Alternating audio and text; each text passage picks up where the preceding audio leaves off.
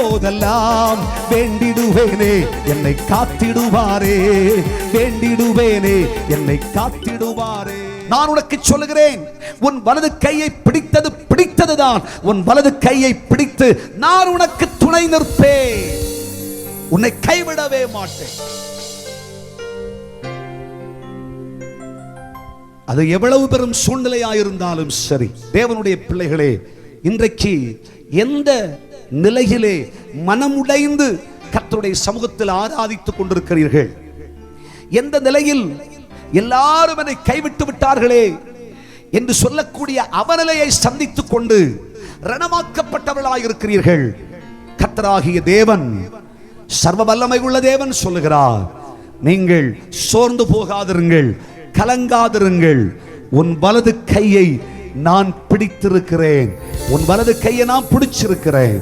ஒருவேளை உன் காலடிகள் சறுக்குமானால் நீ கீழே விழுவதில்லை.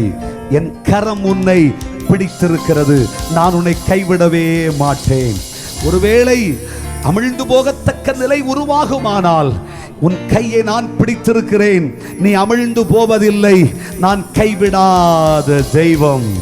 ஒருவேளை நம்முடைய வாழ்க்கையில் எல்லாம் முடிந்ததென்று முற்று பெற்ற ஒரு நிலை நமக்கு வந்திருக்கலாம். கர்த்தருடைய பிள்ளையே, கர்த்தருடைய ஆவியானவர் சொல்லுகிறார், கலங்காதே, கலங்காதே, உன் கைகளை நான் பிடித்திருக்கிறேன், முற்றும் முடிய உன்னை நடத்துவதற்கு நான் வல்லமை உள்ள கர்த்தர் என்று கர்த்தர் வாக்கு கொடுக்கிறார். நம் வலம் கையை பிடித்தவர், அவர் கைவிடாத தேவன். கைகளை தட்டி கர்த்தரை மகிமைப்படுத்தும் தேவனுடைய பிள்ளைகளே, இப்படி இந்த பூமியிலே பல்வேறு சூழ்நிலைகளை, கைவிடப்பட்ட நிலைகளை நம்முடைய வாழ்க்கையில் சந்தித்துக் கொண்டிருக்கும் பொழுது, உலகெல்லாம் நம்மை கைவிட்டிருக்கிற இந்த நிலையில் உன்னதராகிய இயேசு எனக்கு கை கொடுப்பாரா என்று காத்திருப்பீர்களானால், இயேசுவே, செல்ல தகப்பனே, என்னை உருவாக்கினவரே, என் ஆசையின் சுவாச காற்றே என்று கேட்பீர்களானால், அவர் நீங்கள் கூப்பிடுகிற குரல்தனை கேட்டு அவர் வருவார், உங்கள் கரங்களை பிடித்துக் கொள்வார்.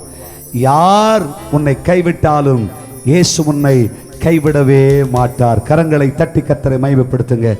யார் என்னை கைவிட்டாலும் என் இயேசு கைவிட மாட்டார், கைவிட மாட்டார், கைவிட மாட்டார். நம்ம இயேசு கைவிடவே மாட்டார், நம்ம இயேசு கைவிட மாட்டார்.